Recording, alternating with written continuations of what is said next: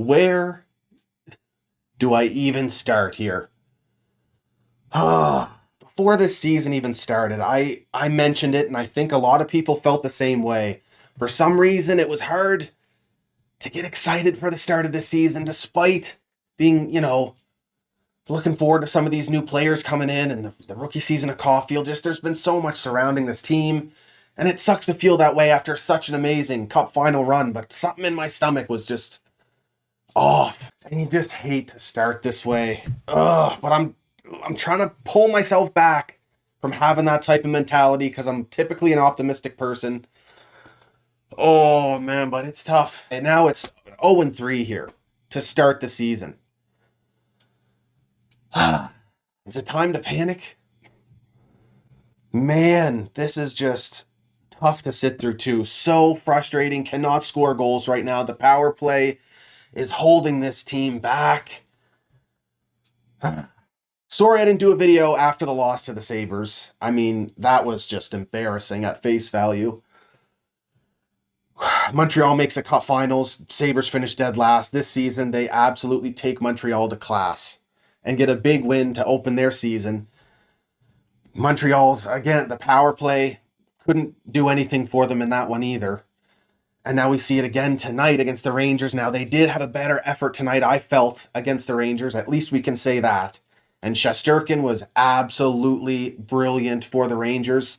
Montreal did have quite a few high danger scoring chances, not a surreal amount, but enough. And Shesterkin was there to make the big saves for the Rangers. He leaves with a .969 save percentage and the big W. Now, for anyone not familiar, Ilya Shesterkin was drafted in the 4th round by the Rangers a few years back. He spent his early hockey career in the KHL as one of their best goaltenders, putting up insane numbers, and he's just carried that into his NHL career so far. He was fantastic tonight. Also, Alex Lafreniere gets up on the board in his home province, his family in the building, so that was a cool moment to see that, and it was off a great play between himself, Adam Fox, and Zibanejad. Adam Fox played a fantastic game for the Rangers tonight. Just his shutdown defense, his hockey IQ, his awareness, and then his puck movement up the ice.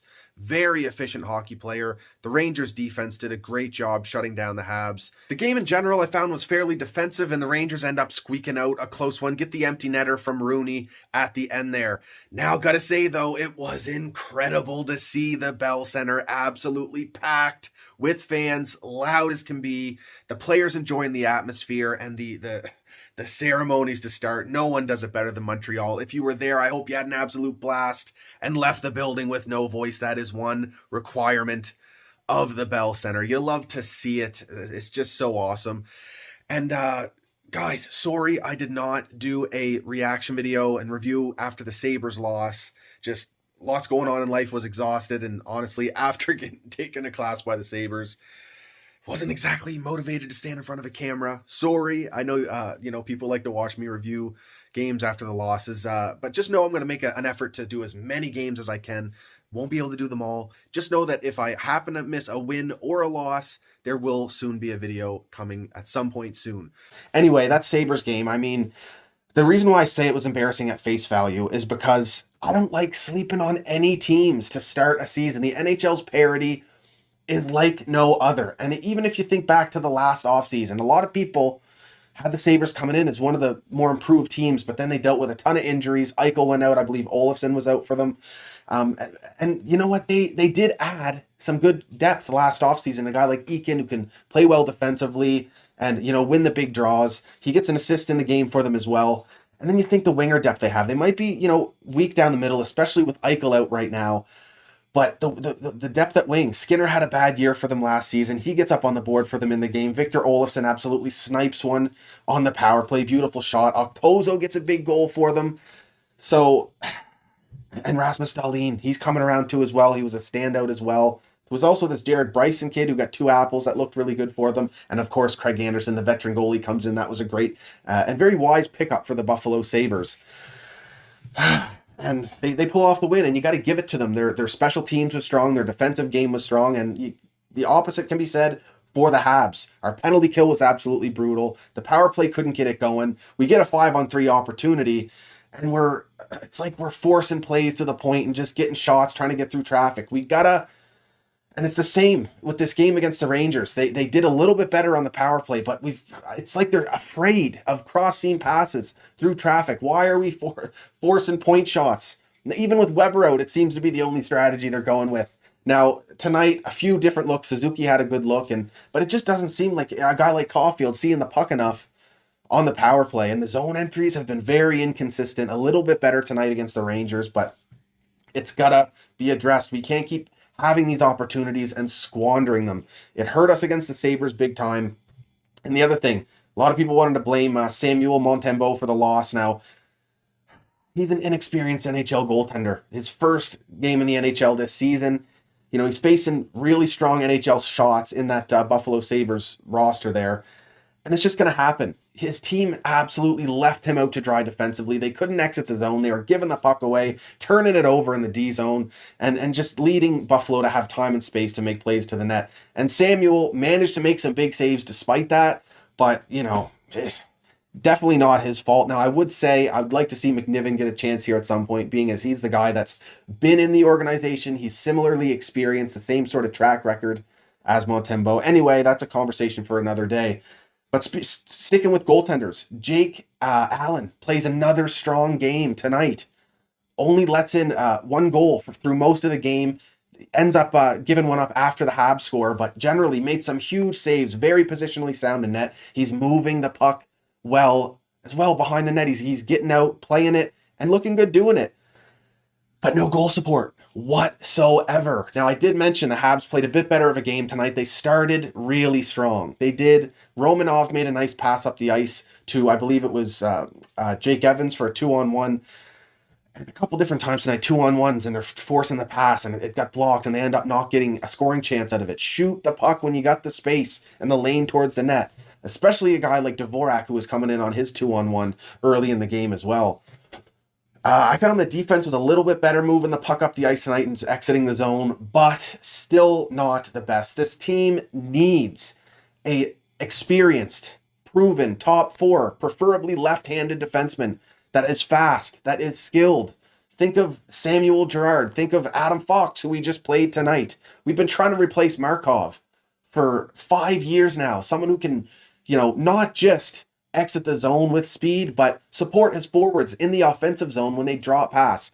Make a dynamic play, skate into open ice to open up a passing lane or a shooting lane. We don't have that guy on the left side, and when you're leaving a ton of the responsibility to a guy like Jeff Petrie, it's just too much. Too much for one guy. He's our only proven top four puck-moving defenseman. And it seems like they're continuing to go with this David Savard-Sherratt pairing, and I will say, really like David Savard's game tonight against the New York Rangers. Played physically, some good pinches to keep plays alive in the O-zone and strong defensively. I've found David Savard a little hard to read so far in this early season. Tonight against the Rangers, he was good, but, it's been kind of questionable here and there, some tough plays for him early on. But you got to think Edmondson and Sherratt, when they first joined the team, it took them a while to get their feet too.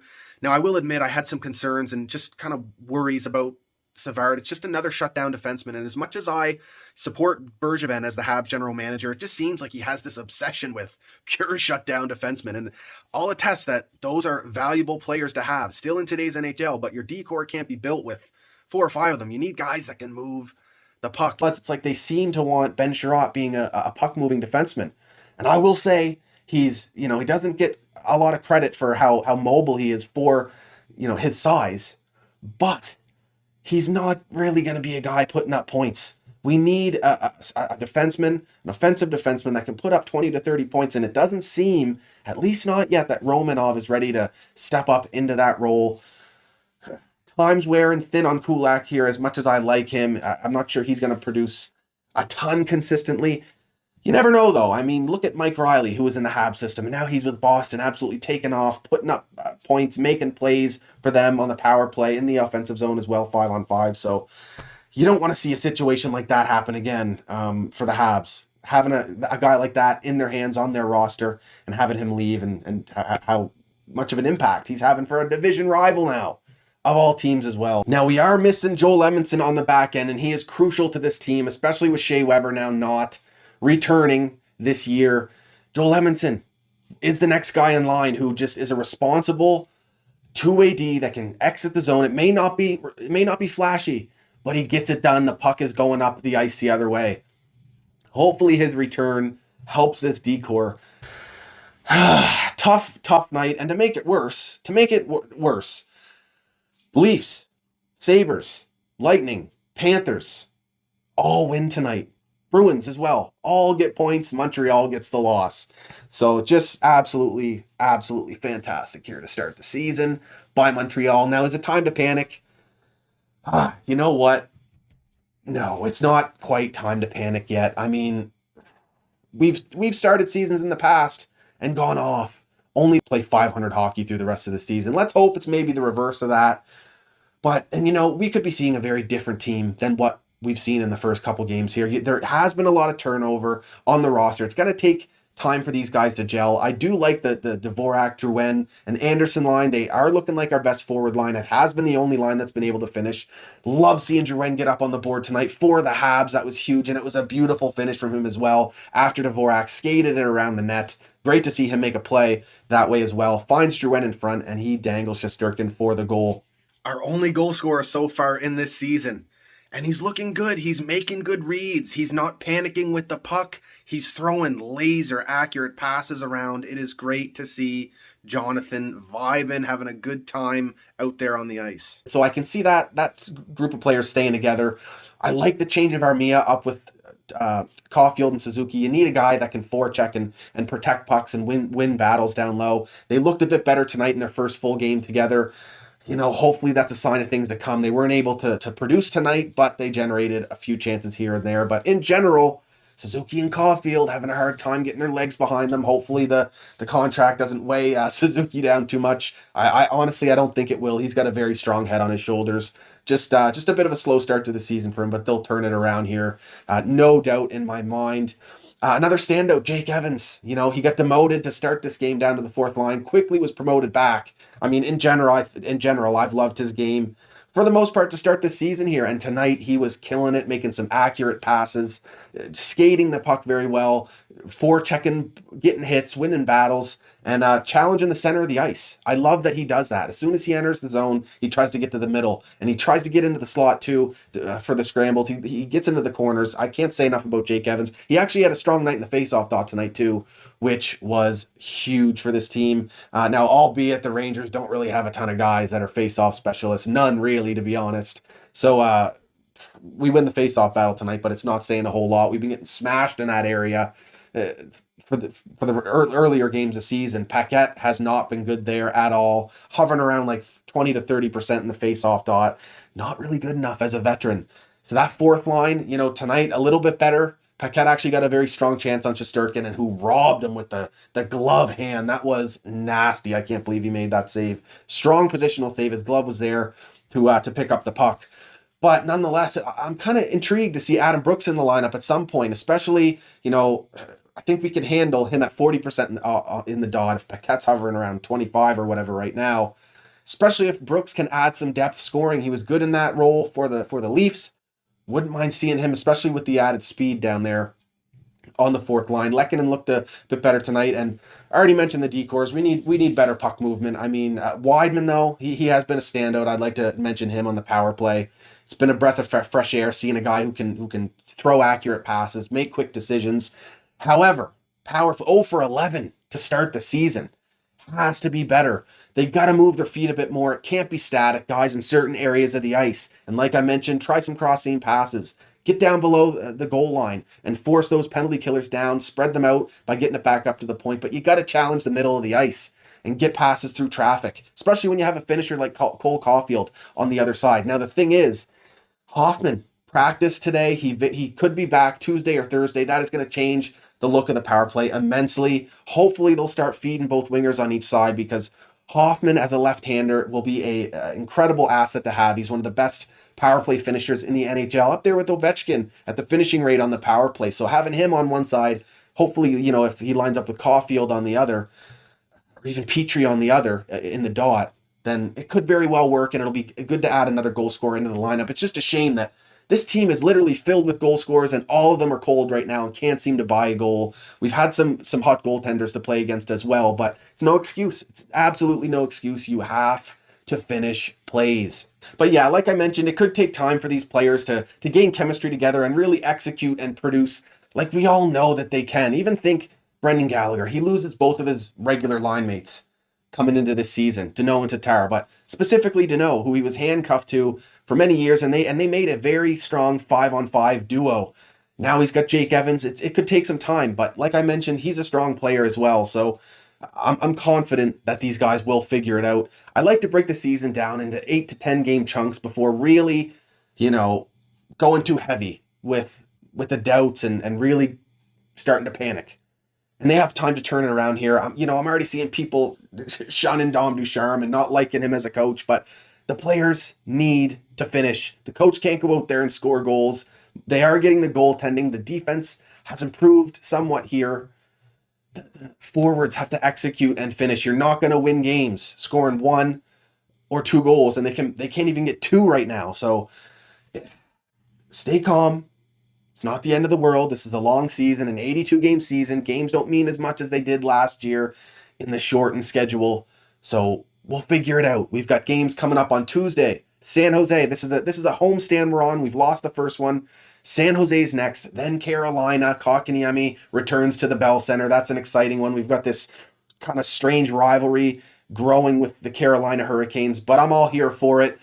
Would love to pick up a win in that game. And then Saturday night, we have the Red Wings. So got to turn this around here. I like the effort from the team tonight. Bring that forward into the next game, and something good could seriously happen. Hopefully they can turn this around, because as much as it's not time to panic, can't let this go on too much longer. Anyway, guys, let me know what you thought about this game. The last couple, I guess, in the start of the season, and what you think of the lines and what you think we should do. Let me know. I'll see you after the next one. If you're liking this content, hit the like and subscribe button. Follow me on Twitter and Instagram @ScotianCanadian. I'll see you soon. Go Habs, go.